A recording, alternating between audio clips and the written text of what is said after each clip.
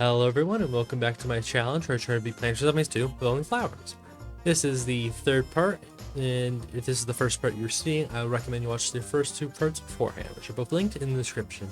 And with nothing new to be said, I hope you all enjoy as we continue on to the Frostbite Caves.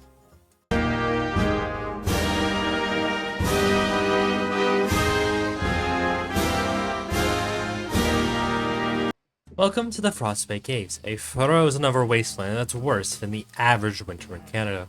And I would know. The first main gimmick of this world are sliding tiles, which will move zombies in the direction that the arrows are facing. And they could have some neat straps on a Snapdragon, meaning they're kind of both a hindrance and a help at the same time.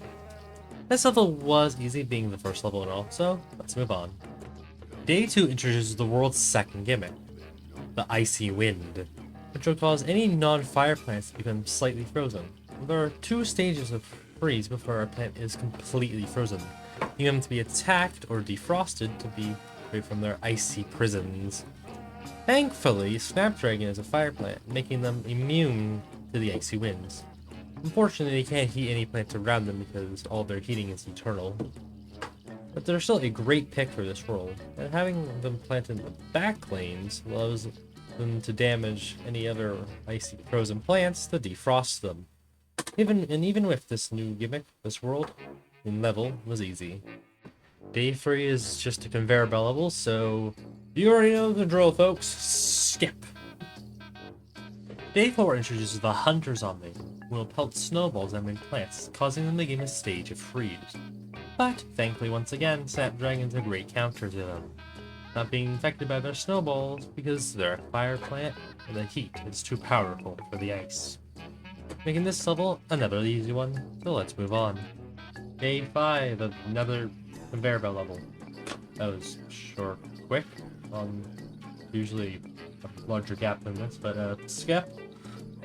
Day 6 picks most of my plants for me, but thankfully they were nice enough to give me sunflower. So I just did my usual Snapdragon Void Action strategy, which allowed me to beat this level. So let's move on. Day 7 introduces zombies that are frozen in ice. Michael! Don't leave me here! Michael! Michael! Help me! Who will not start moving towards the end of my lawn until they are freed from the ice. But other than that minor gimmick, this level was pretty easy, so let's move on. Day 8 is another conveyor belt level. Boring! Skip! Day 9 introduces the Dodo Riders imps, who will fly over both sliding tiles and plants, along with eating them from time to time. These guys could be quite a threat if I don't have enough attackers to deal with them quick enough, because they could just fly over all my defenses. But they weren't a huge problem in this level, so let's move on. Day 10 is another conveyor belt level? This is starting to become a pattern. Day 11 once again picks most of my plants for me. Sadly though, it gives me sunshroom instead of sunflower, so I had to bring them myself, along with using the last two seed slots to bring Snapdragon and Buttercup. This level also has frozen ice head zombies on the top two lanes, which Snapdragon can't really deal with well enough without use of his plant food. So knowing that Snapdragon's range is 2 tiles in front, I set up an army of Snapdragons to kill the zombies where they just at the right range where they can't unfreeze the frozen zombies. And along with using Buttercup to slow zombies, I beat this level without too much of an issue. Day 12 is a planar defense level, so as said previously, we are going to be skipping these from now on, so continue on! Day 13 has me make sure the zombies don't work over with flowers. Once again, using my Snapdragon Void Orchard strategy, this level wasn't too hard. I'm pretty sure none of the zombies even got close to the flower line. Even with the Garg that they've thrown at me at the end of the level, I'm pretty sure this has been the earliest a Garg has shown up in a level before. But let's continue on to the next level. Day 14 is a locked-in loaded level. Gosh darn it, I want to play more. Come on, game. So skip it. Day 15 has me protect 2 pep bolts, and they're actually quite useful in this level thanks to them being able to melt any frozen plants around them. And this level also introduces the gem plant that I've picked for this world, Broccoli, who is obviously based off of broccoli. And they are on the same note as Dartichoke, both being in a type of flower called a flower bed, which for future plants like them, they will go under a term that I like to call honorary flowers. And what broccoli does is it's another defensive plant like buttercup, meaning we have more defensive options, along with smacking any zombies that's in front of it, causing them to get stunned for a short amount of time. And picking broccoli was a great choice for both this world and later ones. And this level wasn't too hard either, thanks to Pepperpool defrosting any plants around them, allowing me to beat the level. Day 16 is just a mini-boss level, so you know what that means, folks. Skip.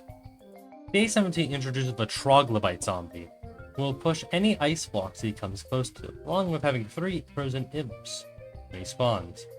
The Troglodytes weren't too much an issue in this level thanks to both Snapdragon, along with the level giving me fume shrooms to deal with them in the lanes that they spawn in, making this level not too hard. Day 18 is another conveyor belt level. Woohoo! Just skip it. Day 19 once again picks most of my plants for me. Thank goodness to give me Sunfire this time. The main issue with this level is that the first row is blocked off by frozen plants, and because I have no plants that can attack from behind or defrost them with heat, that row is unusable for the entire level. But Snapdragon once again carries this level, along with Broccoli also just being great overall. And so, we beat this level and continue on. Day 20 has not much going for it besides the layout of the slime pit, making me build this pretty interesting setup, but other than that, this level wasn't hard at all. Day 21 is just a conveyor belt level, but it does let me use Fire Pea, which had to be one of my favorite plants as a kid back in the day. The memories. But anyway, skip. Day 22 introduces the Weasel Holder zombie, who's the ancient ancestors of the Chicken Wrangler zombie. They will summon a horde of weasel zombies that will be unaffected by the slime tiles. But just like their western cousins, these guys are not much of a threat. Being that Snapdragon's good with dealing with weasel zombies, along with Void Orchard being the insta-kill them without having the weasels come out. Other than that, this level was not that hard at all. Day 23 has me protect a row of Charred Guards, with the level spawning snowstorms, which are equivalent to the sandstorms in ancient Egypt, and spawn zombies on top of the Charred Guards to weaken them, making them more defenseless. And even with that, no other zombie got near my Charred Guards, making this level not that much of a challenge. Day 24 has me produce 2,500 sun, but this level wasn't that hard even with this objective. Then again, most of the sun producing objectives aren't that hard because I just have sunflower to begin with, so, you know, not that hard. Day 25, another conveyor belt level. Woo! Let's go, another conveyor belt level. Skip. Day 26 has 3 frozen weasel hoarder zombies at the front lanes, but using my classic Snapdragon Void Orchard strat allowed me to beat this level, as well as only freeing one of the weasel zombies near the end of the level, making it not much of a challenge. Day 27 has me protect these 3 Rotobegas from the horrors of the ice-covered zombies, using once again my Snapdragon Void Orchard strat, and it worked pretty well with the Rotobegas thanks to the way they attack, along with using Blockweed to make sure the zombies can't use sliding tiles to get close to them. This level was beaten without too much of a difficulty. Day 28 is another plan your defense level, so boring, skip, yada yada yada. I'm running out of gags and bits for these parts, I'm gonna be honest. Day 29 is just a locked and loaded level. Told you I ran out of bits for these skip parts.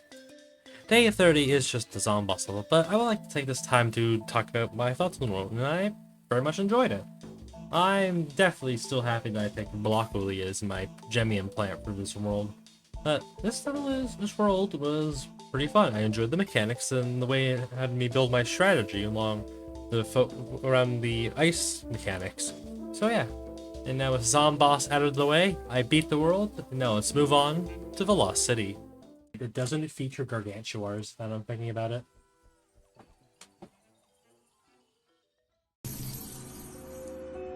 Where am I? Oh, wait! Welcome to VODS City, or at least was Lost City. The main gimmick of this world are the sun tiles, where by placing a flower on them, the ancient power of the Aztec flowers of old rise again, causing sun to spawn out of them from time to time. Which means I can get tons of sun in these levels really quickly, thanks to them. allowing my defense to be built much faster than any other levels. And with this one easily finished, being the first level and all, let's continue on. Day 2 finally gives me a new flower that isn't a gem plant. Red Stinger, who is based off of the Red Ginger. And their gimmick is quite interesting, acting like a repeater in the first few lanes, but getting more defensive the further away they are, which I won't really be using, mainly keeping them in the back for maximum damage, which will be quite useful in the later levels and worlds. And this level also introduces the parachute zombie, who spawns from the sky. Still don't know how they got up there. And these guys will eat any plant that's under them, or just fall and act like a basic zombie. And they're not the biggest threats in the world, but they can be annoying depending on how my defense is set up. But let's move on. Day 3 is a conveyor belt level. Skip. Day 4 introduces my next gem plant that I've purchased, the turkey pulp, who is based off a soybean. Now I know some of you guys say that they're not a flower, they're a bean. But in fact, they are a flower and a bean. It means I'm allowed to use them because they are a flower. The turkey pulp's main gimmick is that they'll throw weak tofu turkeys, which will last for a short period of time before dying a horrid death. And they pair great with any good stalling effects, allowing the turkeys to deal more damage. And this level also introduces my next zombie at the counter, the excavator zombie, who's done the one thing no other zombie has sought to do before. Bring a shovel! Which allows him to dig up plants, throwing them behind him. But sadly for him, Blockily counters him, being unable to be dig up by them. So with this information, the level is beaten. Day 5 is another conveyor belt level. Ah! Day 6 has not much going for it, besides forcing AKEE into my team. And despite their look, they are not a flower. They are a type of fruit. So I will not be hearing anything about them being a flower. The propaganda about this must stop. Anyway, this level was easy. Day 7 introduces the Parasol Zombie, who is really trying to get bad luck for opening an umbrella inside. Anyway, their main gimmick is that they'll block any lobbed projectiles, which isn't really a problem because I don't have any lobbing plants, so yeah. Oh, and also, Excavator Zombie will block any straight shooting projectiles. I kind of forgot to mention this, sorry. This level wasn't hard, it was also being quite fast. Huh. I'm sure this won't be a multiple occurring thing. Day 8 has me make sure zombies don't trample the flowers. Well, this could be interesting. Wait, hold on, what's happening? Why is it moving? What? Wait, hold on. What do you mean this is a locked and loaded level? I wasn't informed of this! Day 9's a conveyor belt level. Day 10 once again forces a plant into my team, and that's really it. Just another easy level. I even managed to beat with only turkeys. Right. Do you try doing that? Hahaha. Day 11 introduces to the Dragonfly Zombie, who's another poor creature who's forced to carry zombies around against their will. But once the Dragonfly dies, the zombie gets dropped and they'll carry on with their unlife. So anyway, I used Raptidil to counter them, which slowed down the Dragonflies and allowed me to beat the level.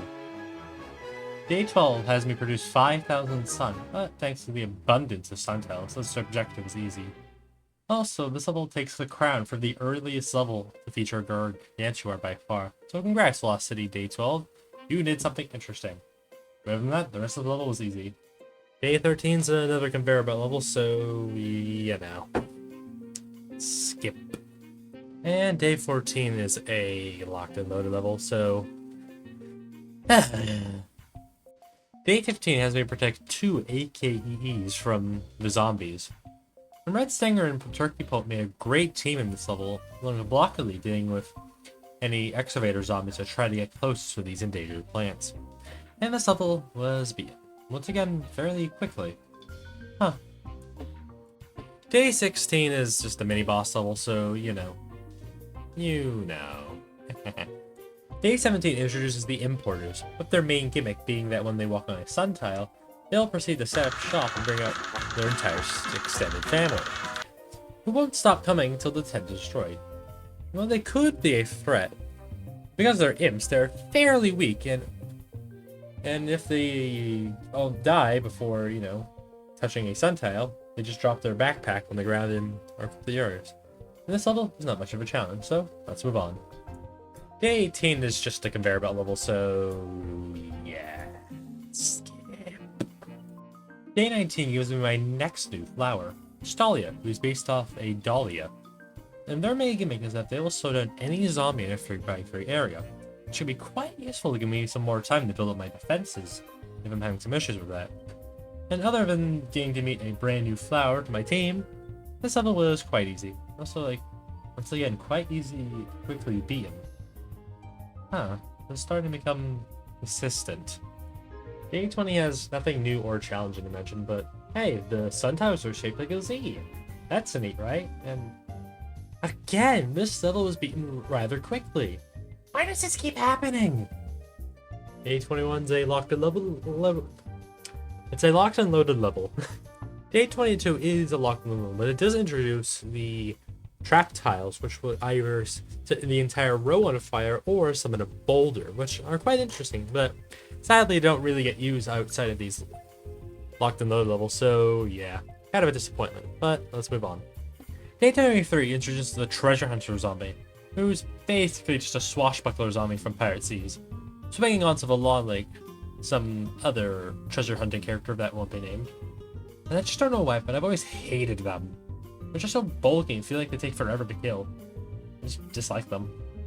This level was a bit challenging, with it having a Garg in the middle lane, me not having the best defense to deal with, which made me sacrifice a lawnmower to not lose my whole defense. But other than that, it was beatable. Day 24 has me protect a row of flowers. And this level was a bit of a challenge thanks to the treasure hunter zombies that could swing in close to the flowers and wait, what? It's already over? But I'm not even finished talking, I still have some other stuff to explain. Alright then, I guess other than that, it wasn't that challenging, but still, it was a bit of a challenge. Day 25 picks most of my plant spring, which thankfully includes sunflowers, thank god. Red Stinger and Turkey Poke are also once again a great team dealing with the zombies in this level, and the level's already over? Jeez, these levels are moving quite fast. The next one, I guess? Day 26 is another level that forces a plant into my team. Like, come on game, could you please stop? But besides that, this level hasn't much, and it's already done. Alright then. That was quick. Day 27 introduces the Turquoise Skull Zombie, who will absorb the unmatched power of the sun and fire a laser that can kill most non-one bats. And besides that, this level's proved to be quite a challenge with the amount of zombies we sent out at a time. We were barely able to make it a win, but I still beat it, so let's move on. Day 28 is just a lock and load level, but it is one of the first levels in a lock and load levels in a while that actually allowed me to beat it with only flowers, so hey, that's pretty impressive. But other than that, let's just skip it and move on. Day 29, oh damn, let me tell you, that was quite the level, let me tell you. They sent out tons of Gargs for the level, and oh, it's already done. Come on game, you can at least let me finish talking. Come on. Day 30 brings the return of the Rot, taking over the first 3 rows of my lawn. And in this level, I made the foolish mistake of taking Red Stinger. We're getting their gimmick of getting weaker farther away up there from the start of the lawn. And because of this mistake, I had to, I only lost one lawnmower in the level and it's already over? Alright then, let's move on. Huh. Day 31 is just a locked and load level. Eh. Boo! Boo, I say! Boo! Day 32 is just a zombie boss level, but it's, you know, that time where I talked about the world, and it's kind of boring if I'm gonna be honest, because I finished a lot of the levels so quickly, I couldn't really have much of a challenge in it, and the ones where I did have a challenge, I still, you know, beat them on my first try. So yeah, that's kind of my thoughts on this world. But now with Zomboss out of the way, I've beaten this world, now let's move on to the Neon Mixtape Tour. Oh, Dr. Brains in his live chat successfully beaten Velocity. I hope it's Bonnie.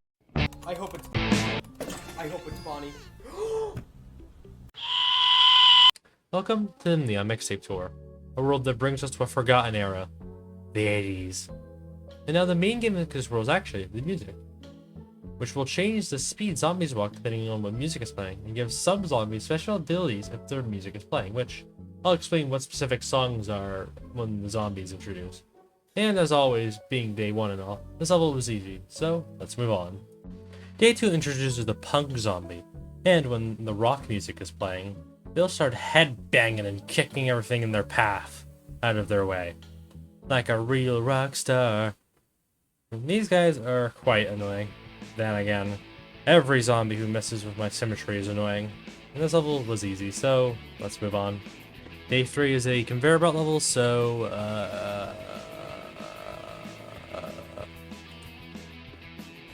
Day 4 has nothing new going on in it besides forcing 2 non-flowers into my team. And other than that, nothing new is happening, so let's move on. Day 5 has me protect some plants from the 80s horror. Now, I've heard some horror stories about this level being quite challenging, but other than some close calls here and there, this level wasn't as challenging as I heard. Both Red Stinger and Tokyo Pole pretty much carried this level along with Locally. So, let's move on. Day 6 is another conveyor belt level, so yeah, skip. Bummer, dude. Day 7 introduces the glitter zombie, and when the pop music's playing, it will produce a line of pure glitter that will make any zombie behind them invincible, along with insta-killing anything that comes into contact with them. And they're fine to deal with, but under the right conditions, so they can be quite a pain to deal with. But this level isn't too hard, so let's move on. Day 8 has nothing new going on in it, but Red Stinger did quite well in carrying this level, and they will continue to do so in the future levels as well. So, this level being not too difficult, let's continue on. Day 9 is another locked and loaded level, but I think this is one of the more iconic locked and loaded levels with all the sunflowers you need to produce the sun requirement being all the way in the back of the front of the lawn, whatever side you want to call it. Because to be honest, I'm pretty sure throughout this entire season been flip-flopping between them, so yeah, call them when you wanted to. But yeah, this is just a locked level, loaded level, so skip. Day 10 is a conveyor belt level, let's just skip it. Day 11 is another locked and loaded level, that's 3 in a row. Good job, game. I think that's the first time this has happened, or maybe not, I don't know. Day 12 introduces the DJ zombie, and when the rap music is playing, they'll start doing an epic beatbox and swing their mic around, turning anything in a 3x3 area if something gets a bit too close to them in their epic rap battle. I've always had a dislike for these guys because of how fast they can just destroy your defense if you're not careful. And this level wasn't too hard, even with the guard that I quickly killed thanks to Darchoke, but let's live on now. Day 13 is a playing your defense level, and this one took me a few tries to beat, but I won't show you them because do you really want to see them? Let's be honest here, so let's move on. Day 14 is a locked and loaded level, so skip.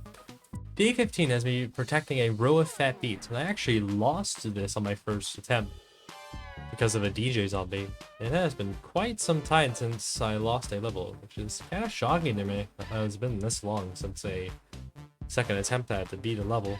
But other than this loss, I did manage to beat on my next try, thanks to the efforts of both Red Stinger and Buttercup, and with some more close calls along the way. But let's continue on. Day 16, like every other level has been so far, is the boss level, mini boss level. So let's just skip it and move on, folks. Day 17 introduces the breakdance zombie, who is another zombie who uses the rap music to gain their ability. And with their gimmick being to push any zombie forward with its dancing skills. Quick the skill, yes, right? And they can be quite a threat depending on who they're pushing towards my fence, but they weren't an issue in this level, so let's continue on. Day 18 is, once again, another level that forces a plant into my team, and this time being garlic. But other than that, this level is not much different than the last one besides having like one less flag, so let's move on. Day 19 is a conveyor belt level, so skippity scoop. Skip. Day 20 is pretty similar to the last few days, but this time it did make me restart from getting overwhelmed by too many zombies at once.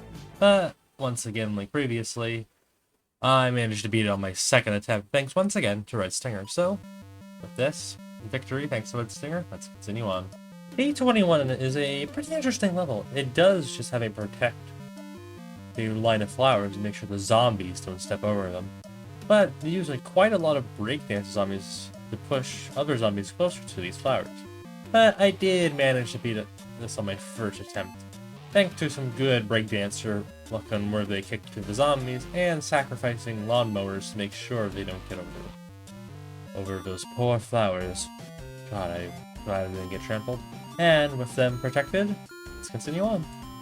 Day 22 is another conveyor belt level, but it wasn't much of a fun guy of a level. That was a terrible joke.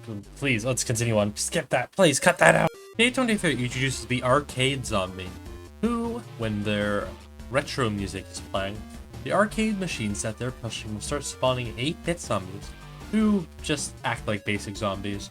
But retro, they don't even have their own unique burning animation, which just kind of sucks. Come on, Popcat, give at least a bit more effort to that. And these guys can overwhelm someone quite quickly if their arcade machines isn't dealt with fast enough. But other than that, this level was not that hard, so let's continue on. Day 24 is a plan your defense level. Is anyone getting tired of these, or is it just me? Day 25 has nothing really noteworthy to talk about, but it is when I started to bring along the Bloomerang to help with the ever-increasing zombie horde, as well as to stop the arcade zombies from pushing the machines too far into my defensive. But other than that, this level is not that hard. But with the use of Bloomerang, it should make other levels also not as hard. So let's continue on. Day 26 has me protect 4 spore shrooms from this 80s nightmare. And this is the first time the punk zombies were actually quite useful, pushing them farther away from where all the other zombies spawn.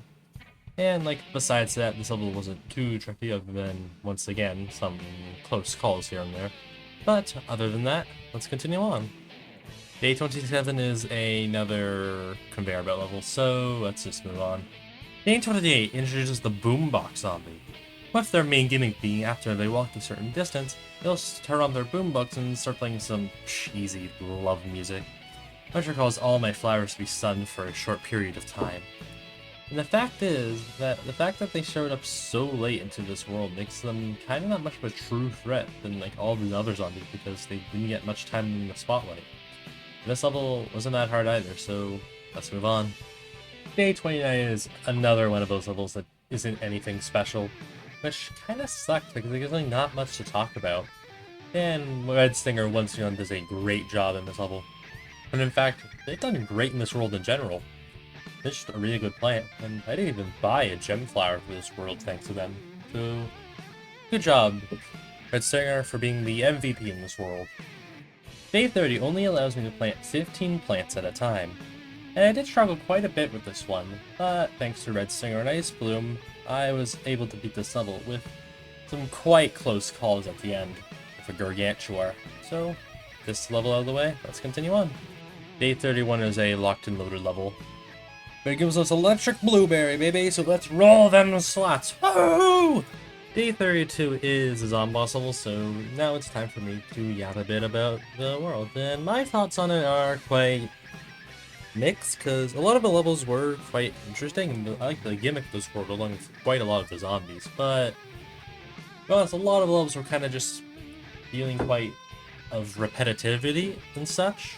So yeah, this world, it's like a low good, if I had to put it on a hypothetical tier list, which will be shown later on. But yeah, with Zomboss now out of the way, I finish the world, and let's continue on to the Jurassic Marsh. After Zomboss's controversial opinion on flowers, he has now been cancelled.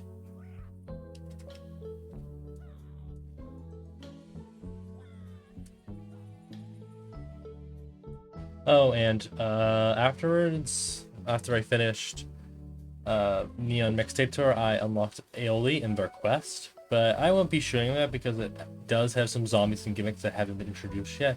And I don't want any spoilers for these future gimmicks. No, sorry, I want them to be introduced within their world.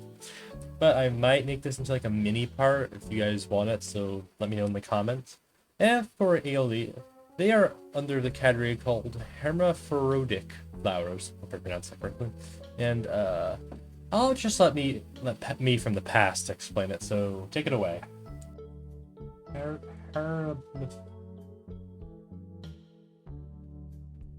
Harem. Harem.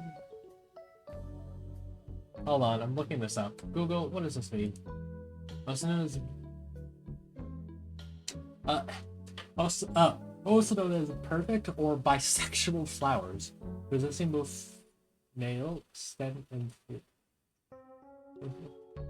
from the same. They are flowers. It says it is. Apparently, they're also bisexual. Interesting. I just want to say, Emily, that me and the entire flower team fully supports you. So, everyone be nice in the comments about them. Anyway, all these main gimmick is that they heal a new wall plant, making them a great combo with broccoli, and that's all I wanted them. I just wanted to mention this because I am going to be using them in future levels, so yeah. Anyway, I guess off to Jurassic Marsh, or whatever is going to happen next. I don't know. The void is speaking, and I do not know what it answers. If you've made it this far into the video, then thank you so much for watching. I just want to say, first of all, that Part 4 will only feature Jurassic Marsh in modern day, because those are the last two vanilla worlds that are left over. I do have some extra plans afterwards, so be ready for those. Anyway, the tier list. I added the new worlds that we did in this part, and it'll probably be showing up right about now, and you can all look at it. Enjoy. I'll probably do a more in-depth thing about the tier list once I fully finish this series, so yeah. Won't go too in-depth into this. But anyway, once again, if you truly enjoyed this video, maybe give it a like, leave a comment, or maybe subscribe if you enjoyed what I made. I should be doing part 4 in the next month, as I usually do. Or, if you want to see these live, you can go check out my Twitch channel, which will be linked in the description below. So yeah. With nothing much else to be said, I hope you all have a lovely day/night. Once again, thank you so much for watching, and I'll see you all next time. Peace.